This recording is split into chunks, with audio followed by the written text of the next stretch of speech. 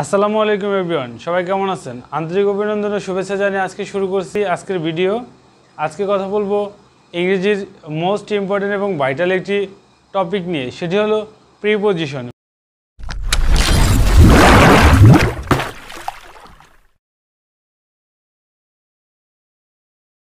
Preposition হচ্ছে এমন একটি গুরুত্বপূর্ণ বিষয় যা প্রত্যেকটা টিচার কিংবা সবচেয়ে ইংলিশ পারদর্শী ব্যক্তিকেও ছাত্র জীবনে ঘোলা জল খাইয়েছে।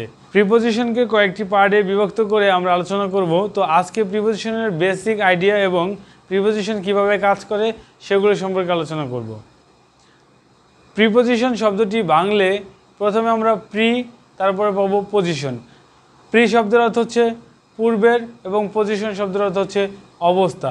সুতরাং প্রিপোজিশন শব্দের অর্থ হচ্ছে পূর্বের অবস্থা। এই পূর্বের অবস্থা বলতে বোঝানো হচ্ছে নাউন এবং প্রোনাউনের পূর্বের অবস্থা। মনে রাখবেন, প্রিপোজিশন সবসময় নাউন অথবা প্রোনাউনের পূর্বে বসে। যদি নাউন অথবা প্রোনাউন না থাকে সেক্ষেত্রে নাউন ফ্রেজও হতে পারে। তো প্রিপোজিশন হচ্ছে দুই ধরনের, একটি হচ্ছে রেগুলার আর একটা হচ্ছে ইরেগুলার। রেগুলার প্রিপোজিশন হচ্ছে যেগুলো সাধারণত প্রিপোজিশন আকারে ব্যবহৃত হয় সর্বদাই।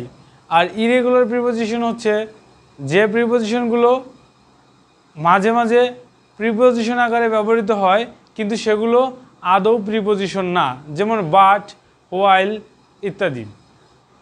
অফ, অন, বাই, ফর ইত্যাদি এগুলো হলো সিম্পল প্রিপোজিশন।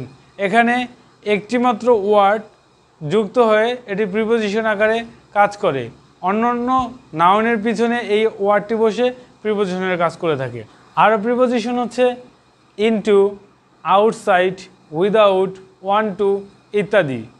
এগুলোকে বলা হয় কমপ্লেক্স প্রিপোজিশন। এখানে দুটি প্রিপোজিশন একত্র হয়ে একটি প্রিপোজিশন গঠিত হয়েছে। যেমন ওয়ান এবং টু যোগ করলে ওয়ান টু, ইন যোগ টু যোগ করলে into, in front of, by dint of, in case of, এগুলোকে বলা হয় কমপ্লেক্স প্রিপোজিশন। এখানে তিনটি ওয়ার্ড বা দুইয়ের অধিক ওয়ার্ড যুক্ত হয়ে একটি প্রিপোজিশনের কাজ করলে সেটিকে কমপ্লেক্স প্রিপোজিশন বলা হয়।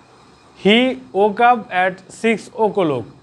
এখানে 6 o'clock বলতে বোঝানো হয়েছে 6 অফ ক্লক। এখানে অফটি হচ্ছে ডিসগাইজ প্রিপোজিশন। এটি ছদ্মবেশে সেন্টেন্সের মধ্যে লুকায়িত থাকে। প্রিপোজিশনের একটি স্পেশালিটি হচ্ছে প্রিপোজিশনের পরে কখনোই verb, adverb, adjective, conjunction, interjection বসে না। সবসময় নাউন, প্রোনাউন এবং নাউন ফ্রেজ বসে। তো এখন আলোচনা করব প্রিপোজিশন কোথায় কিভাবে কাজ করে, কোথায় কিভাবে বসে সে নিয়ে। যদি কোনো বস্তু কোনো কিছুর উপরে টাচ করে থাকে তাহলে সেক্ষেত্রে ওই বস্তুর আগে অন বসে। যেমন the pen have on the table, পেনটি টেবিলের উপরে আছে। তো পেন যদি টেবিলের উপরে থাকে তাহলে অবশ্যই টেবিলের উপর টাচ করে আছে। তো সেক্ষেত্রে যদি টাচ করে থাকে, সারফেস টাচ করে থাকে, তাহলে সেক্ষেত্রে হবে অন। যদি আমার মাথার উপরে টুপি থাকে তাহলে the cap have on my head, আমার মাথায় একটি টুপি আছে, কারণ টুপিটি আমার মাথার উপরে টাচ করে আছে, সেক্ষেত্রে হবে অন।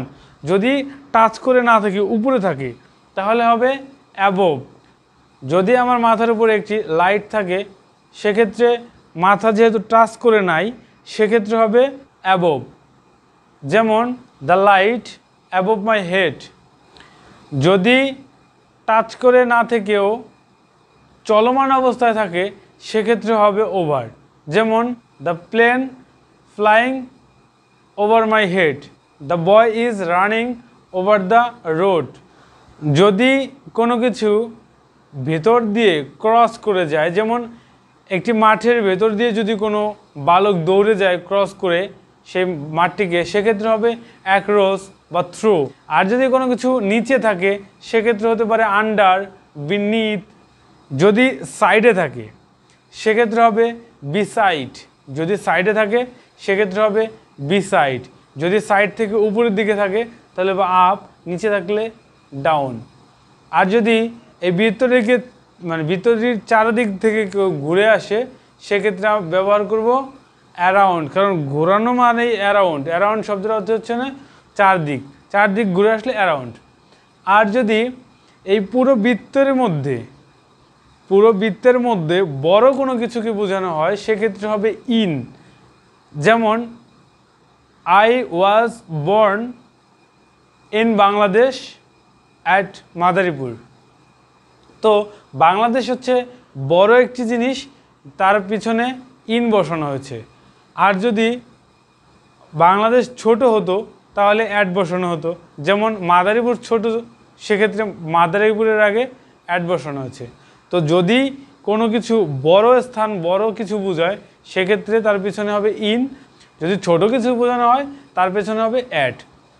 আরও একটি উদাহরণের মাধ্যমে ক্লিয়ার হয়ে যাওয়া যাক। He live in Dhaka at Mirpur. Dhaka হচ্ছে বড় একটি জায়গা, তার মধ্যে ছোট একটি জায়গা হচ্ছে মিরপুর।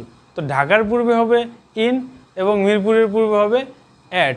যদি এভাবে বলা হয় যে সে মিরপুরের 4 নম্বর গলিতে থাকে সেক্ষেত্রে হবে হি লিভ ইন মিরপুর অ্যাট 4 নম্বর গলি। তো সোজা কথা, বড় কিছুর পূর্বে ইন, ছোট কিছুর পূর্বে অ্যাট। সময়ের পূর্বে অ্যাট বসে, যেমন he woke up at 5 o'clock। আর মাস এবং বছরের পূর্বে ইন বসে, যেমন he was born in 1996। He went to চিড়িয়াখানা ইন জানুয়ারি। ডে এবং তারিখের পূর্বে অন বসে, যেমন এখানে মানডের আগে ওয়ান বসানো হয়েছে। এ ছিল প্রিপোজিশনের বেসিক কিছু ধারণা। পরবর্তী ক্লাসে অবশ্যই প্রিপোজিশনের বিস্তারিত আলোচনা করা হবে। অবশ্যই আমাদের সাথে থাকুন। ভিডিওটি যদি ভালো লাগে অবশ্যই আমাদের চ্যানেলের সাথে থাকবেন, সাবস্ক্রাইব করবেন, লাইক করবেন, কমেন্টস করবেন। যদি ভিডিওটি ভালো না লাগে তাহলে কোথায় প্রবলেম হচ্ছে সেগুলো অবশ্যই কমেন্টস করে জানিয়ে দেবেন।